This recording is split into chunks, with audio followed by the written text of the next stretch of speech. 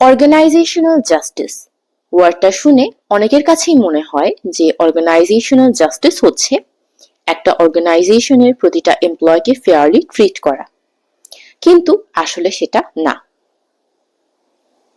আসসালামু আলাইকুম এভরিওয়ান, আমি Jannat and welcome to my channel. Organizational justice হচ্ছে এমপ্লয়দের perspective regarding justice in the organization. আমি একটা এক্সাম্পল দিয়ে আপনাদেরকে বিষয়টা সহজভাবে বোঝানোর চেষ্টা করি। ধরুন, দেয়ার ইজ অ্যান অর্গানাইজেশনে একজন ম্যানেজার আছেন and there are two employees, employee A and employee B. Employee A একটা প্রমোশন পেয়েছেন, ম্যানেজার এমপ্লয় এ কে প্রমোশন লেটার দিয়েছেন অ্যান্ড এটা দেখে এমপ্লয় বির মনে হয়েছে এমপ্লয় এ প্রমোশন পাওয়ার যোগ্য না। There is a good relation between manager and employee A. That's why manager employee A K promotion letter দিয়েছেন। So, employee B এর perspective অনুযায়ী অর্গানাইজেশনটাতে organizational justice নেই।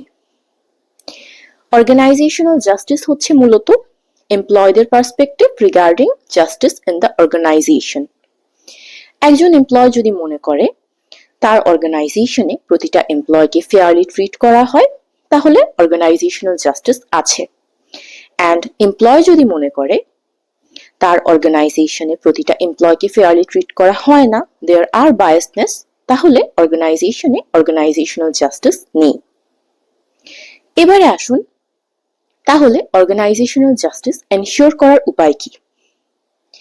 ওয়েল, অর্গানাইজেশনাল জাস্টিস এনশিওর করার উপায় হচ্ছে to ensure transparency in the organization.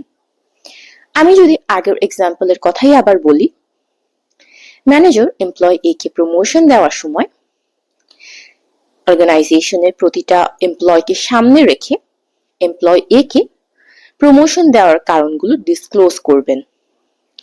Employ A sales target fill up করতে পেরেছেন, employ এ সবচেয়ে বেশি প্রোডাক্ট সেল করেছেন, এটসেট্রা কারণগুলো দেখিয়ে তারপর তিনি এমপ্লয় এ কে প্রমোশন লেটারটা দিবেন, সো দ্যাট বাকি এমপ্লয়রা বুঝতে পারে যে এমপ্লয় এ কে কি কারণে প্রমোশন লেটারটা দেওয়া হয়েছে অ্যান্ড এমপ্লয় এ আসলেই প্রমোশনটা পাওয়ার যোগ্য ছিল।